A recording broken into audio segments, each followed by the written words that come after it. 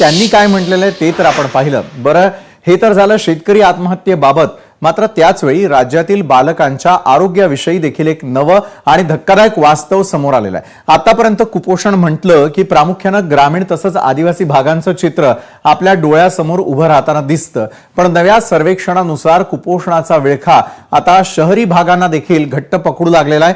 मायानगरी मुंबईसारख्या शहरातही कुपोषित बालकांच्या संख्येत लक्षणीय वाढ झालेली आहे।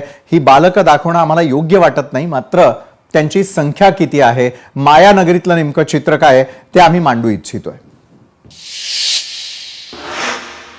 तर कुपोषणाचा आजार महाराष्ट्र कसा बेजार झालाय ते आपण पाहूयात। राज्यात एकूण कुपोषित बालकं आहेत 1,82,443, मध्यम कुपोषित असलेल्यांची संख्या आहे 1,51,643 आणि तीव्र कुपोषित तो जर आकडा पाहिला तर 30,800। भयावह आहे हे चित्र। मुंबई उपनगरामध्ये सर्वाधिक संख्या आहे ती म्हणजे कुपोषणाच्या आजारात असलेल्या या लहानग्यांची 16,344 जण मुंबई उपनगरात, मध्यम आहे 13,457, तीव्र ही संख्या आहे 2,887 इतकी। कुपोषणाच्या आजाराने महाराष्ट्र अक्षरशः बेजार झालेला आहे। पुण्यामध्ये तीच आकडेवारी आहे 9,076, मध्यम असलेली संख्या आहे 7,410, तीव्र केसेस आहेत 1,666। ठाण्यातलं चित्र पाहायला गेलं तर 8,210, मध्यम 7,366, तीव्र असलेल्यांची संख्या 844।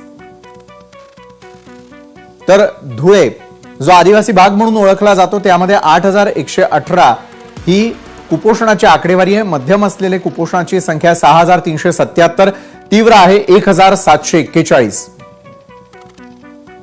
नागपूरमध्ये 8,088 इतकी संख्या आहे, मध्यम आहे 6,715 केसेस, तीव्र असलेल्या संख्या आहे 1,373।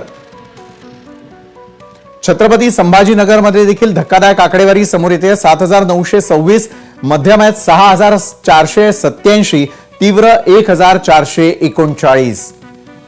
कुपोषणाच्या आजाराने महाराष्ट्र किती बेजार झालेला आहे ही आकडेवारी पाहिल्यानंतर निश्चित लक्षात येतं।